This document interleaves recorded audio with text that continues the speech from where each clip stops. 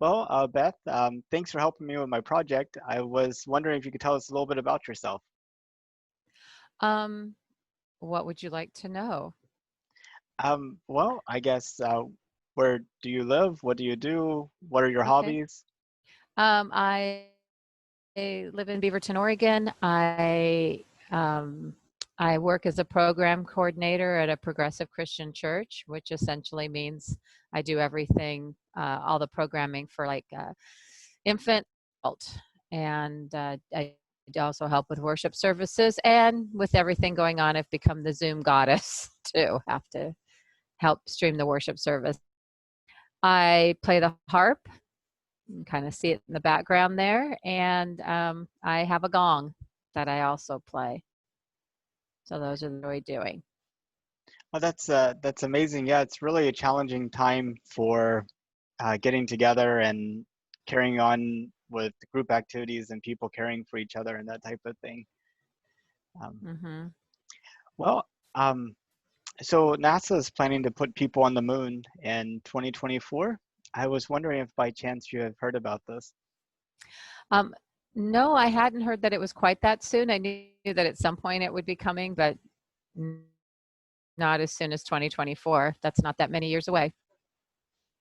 And what do you think about that? Is that uh, a good thing for us to be doing, or just an interesting thing for us to be doing, or maybe an example of misplaced priorities considering everything else going on? How do you feel? It's an interesting thing. I find like that's an interesting thing we would be doing. I'm not sure it's something I would want to do. Like, I don't have a desire to go live on the moon. And we definitely, like, we're kind of messed up this planet. Maybe we should, like, take care of it before we're, like, going to someplace else. Yeah, uh, you're not the first person to say that to me about messing up this planet, but I was wondering um, what fixing it up would look like to you. Um, well, some of it's automatically happening. When everybody slowed down and everybody was quarantined, the earth itself started healing itself. With air clearing and waterways clearing and animals coming back and that sort of thing. So I think if we can find a way to slow down enough and to work in conjunction with nature, nature's going to heal. The earth knows what to do. It's going to heal itself, but we have to be willing to maybe not uh, be as big a consumers as we are and to work in concert, much like indigenous people did for centuries. And do you think with this COVID-19 thing and people learning to work from home, go to school from home, and those trends possibly carrying on somewhat even after we get past the lockdown, that you might see a continuation of that healing process? Um, it really kind of depends. Like right now, people have so much COVID fatigue from being locked down. Everyone's going out and not paying a lot of attention. So it's hard to, because it means people have to be conscious. And sometimes we don't want to be. We want to be able to do what we want to do when we want to do. So I do know that, yeah, I think there are going to be people that are going to work from home. I think that working from home isn't a bad thing. And save a building, by not having their employees commute as long as their employees can be productive from home. And when you think most optimistically about humanity and the future, if you were to look out, say, something like 500 years, where do you hope humanity ends up? Say that again. You cut out just briefly. Oh, okay. Um, Putting on your most optimistic projections, if you were to look out, say, some point in the future that's really far out in the future, say 500 years, um, what do you think humanity looks like in terms of the way we live our lives and how the earth is? And do you see humanity branching out beyond the earth to other places? Just kind of uh, where do you hope humanity would end up? Well, I don't think Star Trek was too far off. So, I do think that we have this humanity has a natural desire to explore, and we've explored the planet. We're going to begin to explore space. And so it would not, certainly would not be out of the realm of possibilities that we would be on the moon and Mars and actually traveling to other solar systems, galaxies, and have ways to do that quickly and easily and safely. And I mean, I think part of the problem with taking care of the Earth is a perception problem that the Earth is indestructible, that it's a huge place, and that it essentially will take care of itself. And in 1968, when you had three astronauts go around the moon for the first time and see that Earth just hanging there, the Earthrise photo, um, a lot of people say that that kind of increased the awareness of how fragile and finite the Earth was, and led directly to the first Earth Day and the creation of the EPA and things like that. I was wondering, um, how much of our problems do you think are driven by misconceptions about exactly the state of the Earth in terms of how fragile or how finite it is? Um, I think this.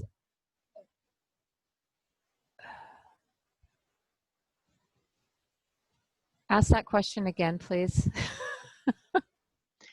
Um, My you mind could, went in three different directions. So, we could go in all three if you want, um, but if people had a better perception of a better perspective on how small and fragile and finite the Earth was, do you think that would motivate them to take the necessary steps to preserve and protect the Earth?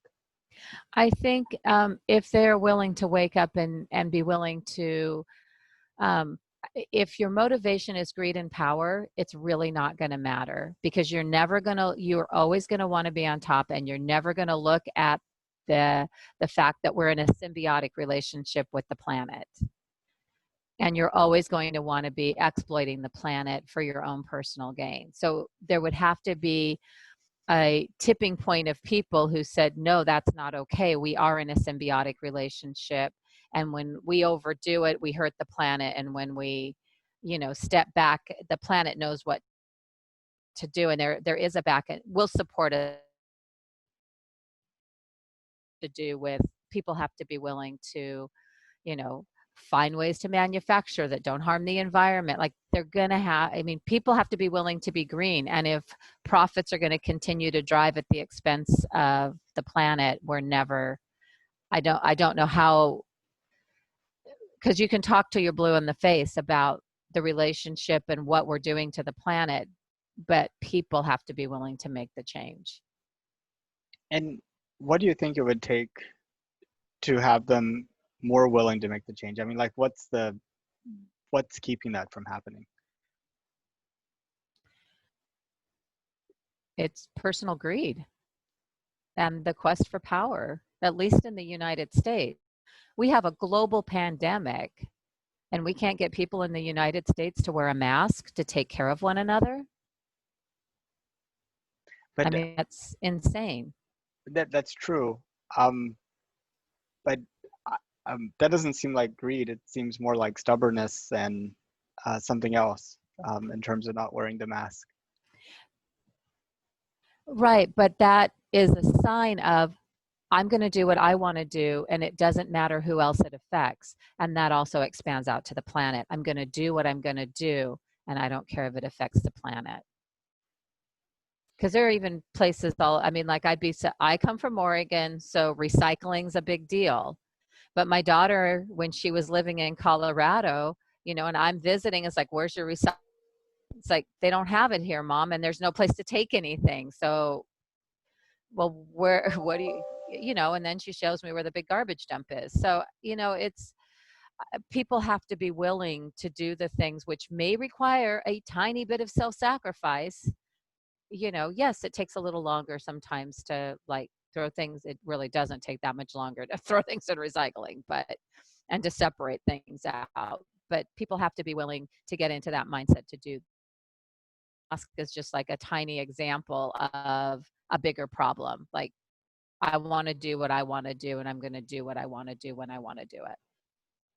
Right. And I guess how much of that is driven by just lack of awareness? I mean, for I guess 99% of um, Americans, I imagine they think that food just magically appears in the grocery store and trash just magically disappears off the curb without really seeing the processes behind those two things. Um, how much of it is just because they don't see that process, and if they had more awareness, they would probably, um, you know, I mean, if for example the trash didn't get picked up for a year, I'm sure our relationship with what we throw away would be completely different than it is getting it picked up twice a week. And if we had to go and, till the land and raise chickens and raise cows, I think our relationship to food and all those processes would be completely different than what it is now. But now that we're able to kind of have such a limited view of where we are and the impact that we have, it seems that kind of feeds into this destructive behavior, not because we want to be destructive, it's just because we're completely unaware of what we're doing. And I was wondering if that kind of resonated with your view of things, or if you felt like it was something different. Well, I feel like that resonates with the inward view that a lot of Americans have. If you've not done any international travel, if you've done any international travel whatsoever, besides to other, if you've gone to any other undeveloped country, you've gotten to see the things just like what you're talking about. You've seen, I've been in the meat markets in Marrakesh and in, you know, uh, other small villages. I've been to Guatemala. I know, you begin to see what it takes and what the food, what it's like in other countries. And we have a very, I'm not, people have to be willing to be educated. The information's there. And if you look outside yourself for just a tiny bit and begin to understand that you're in relationship with the land, then you start asking the questions and you pay attention. I think that a lot of people just are unwilling or don't want to. And yes, it's easy to, that does not mean I want to get chickens and butcher my own chickens. I don't. But I have a friend that's now raising chickens, and apparently you don't know if they're hens or roosters till they mature a little bit. And then she's like, and I guess I've got some roosters I'll be learning how to butcher. So, Yeah, I hear they're not good for much other than annoying the hens and creating lots of noise. mm-hmm, Um, but the information's there, but kind of the amount of information that's being thrown at us is huge, and we're unable to really process it all. And there's been algorithms that have been created to sort of curate that information along our personal interest and taste, allowing for us to live in sort of our own bubbles. So people who think that the environmental movement is misguided and is really out there to hurt the economy are constantly being fed a diet of news and information that reinforces that point of view. And then other people who think that the environment is in bad shape is constantly getting news that reinforces that point of view. And I was just mm-hmm. wondering if you've seen this as well, and if you think that may also be a problem with in terms of getting people to kind of uh, raise their awareness. Yeah, you have to be willing to do other kinds of searches. You have to be willing to listen to different points of view. Yes, I've noticed that. Yes, the algorithms are there. I am personally not a big news person. Like, I don't spend a lot of time on the news. I figure someone's going to post something if it's big that I need to see. But, and only because of the pandemic and the BLM movement have I even started looking at like Oregon Live. But literally, I didn't look at the news for over 5 years because it's just like I would get what I needed, and there wasn't, it was so negative, it wasn't what I wanted to put into my consciousness, so I didn't. Yeah, no, that's a very good point. I mean, there's so many bad things happening in the world. They don't necessarily make you use your limited resources to improve the world. It'd be better for us to each do the little bit that we can, as opposed to just learning about everything else that's there. Yeah. Um, so have you heard of a company by the name of SpaceX? What's it called? SpaceX. No, I have not. So Elon Musk, the president of Tesla, Okay. he also has a space company that's been working on reusable rockets and um, creating this massive 100% reusable rocket that would be able to carry 100 people into space at a time and would be the cheapest to launch rocket ever produced. And he ultimately wants to build a city on Mars by like 2050. Hmm. And I was just wondering what you thought about that.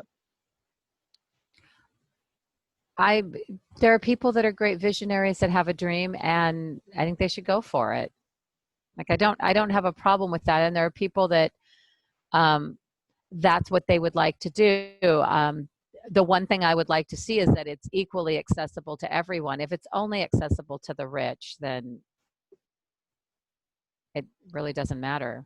You're going to move, yeah. So Yeah, I mean, Elon's kind of thought about it from the standpoint of if a middle class family wanted to immigrate to that city on Mars, it would essentially have to be in the realm of what a middle class family could liquidate sort of the assets on Earth. And he thinks that number is about 500,000 in today's dollars. Um, and he doesn't know middle class families that I know. well, That's a lot. it is a lot. But you might have some people that are willing to get like sponsorships or what have you from other people. Um, Yeah, I think you're going to. So then, what you're going to do is strip the planet of people with. I just, I'm not sure about that. If you can't get a good cross section of what our society really is, if it's middle class on up, then you're going to get a different. You'll have a whole different demographic in a situation like that. right. I And imagine you're it, leaving out the poor and disenfranchised again.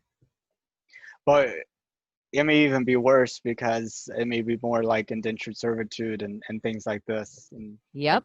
the same type of And then thing we're you. back to the stuff we're dealing with now. So How would you um, I mean, what would you want to have in place in order to keep that from happening? Like a lottery system or some type of skill-based system that would allow anybody to go, or well, we need to have some kind of lottery system. A skilled based system is an interesting concept. Once again, how do you choose those? Are we just recreating the movies where people have thought about this ahead of time anyway? It sounds like something out of those movies that like insurgents and stuff that we want to like be aware of when you start classifying people that way. So a lottery system for people that wanted to would seem the fairest, but it also those can get rigged. So it's just I'm not sure what the best solution is for that. From a practical standpoint, yes, you want people with varying vocations and varying interests. You wouldn't want all scientists. You'd need to have the arts, and you'd want to have, you'd want, you still, even at the, even at Google, they have to have people that cook lunches. yeah, that's true.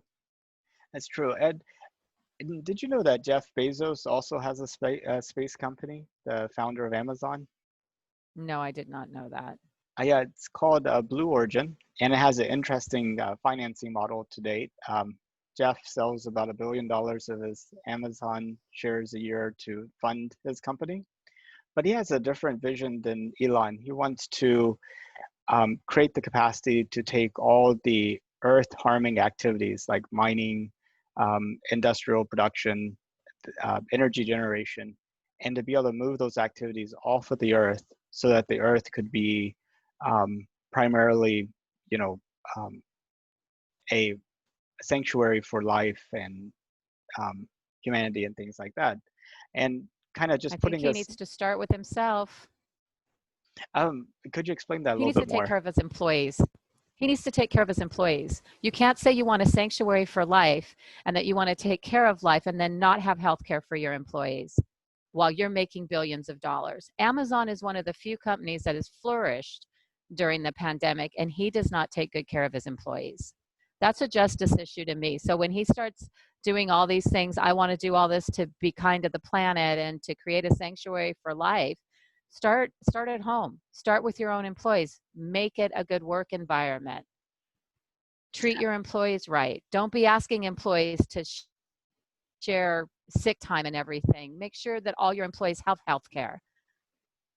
Those are where he should spend his time and energy, in my opinion. That makes sense. I wasn't aware that Amazon workers didn't have healthcare.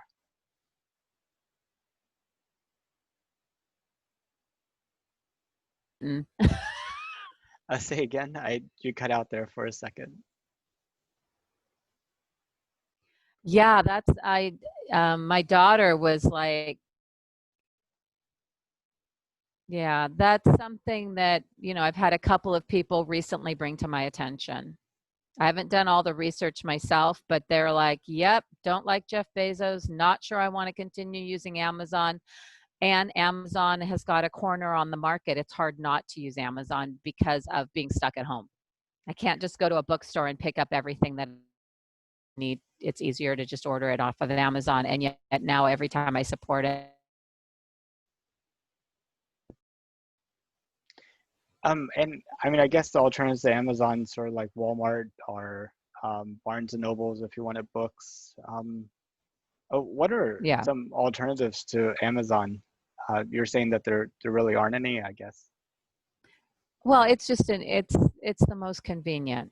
I mean, that's what it comes down to. So yes, you can go to each individual store. Stores will send you stuff, but if you want a one-stop shop and you don't have a lot of time, Amazon is it. Yeah, yeah, and it's just so easy to order, and then you had that subscribe and save service where you could just Mm-hmm. have your basic stuff sent to you on a regular schedule. So Yep. that's kind of ways to get dependent on it. Um, well, I really appreciate your time. Was there any topic that you wanted to discuss that we didn't get into? No, I mean, yeah, the people living off world sounds like something out of a movie, sounds completely doable, and it'll happen when it happens. But right now we've got such a mess here. We need to really focus on cleaning up at home. That makes 100% sense. I really appreciate you helping with my project. I don't know how much you know about it, but I was planning to interview a different person every day till the end of 2024 as sort Oh, of wow. kind of like a time capsule of how people's views were during this time as we kind of lead up to what I think is going to be a Christopher Columbus type moment where we really start to expand into the solar system like um, we only imagined before. I think, assuming that we avoid, let's say, a plague, which that looks doubtful, um, economic collapse, and World War III, I think the 2020s might be the time that we actually get into the solar system in a big way. So I'm still kind of hopeful. Well, it'll be interesting to kind of see. We do have a lot of healing, and the things that need to get healed are actually coming up to be healed. So, I mean, to do the things you're talking about, we have to be a lot more open to where we're not treating other beings might meet the way that we treat people who are different than us here on this planet. So fixing at home will actually give us a better base for being out and meeting people of different cultures and other beings that we might run into the more we get into space. So you got to. Absolutely. I mean, every brain is, and especially every brain that has a different perspective, can solve more problems than fewer brains could. I mean, Mm-hmm. you want to get more people connected together. Yeah. So, all right. Well, good luck with your project. Sounds fascinating. Well, thank you so much. I really appreciate your time, and If you know anybody else that Someone at could, every day for 2 years. That's a great. well, 4.5, Yeah. 5, 5 years, uh, 2024. But if you know anybody else I can interview, I Yeah. hope you'll send them my way. Okay. Well, you take it easy. Thank you. Thank you. Bye bye. All right. Bye-bye.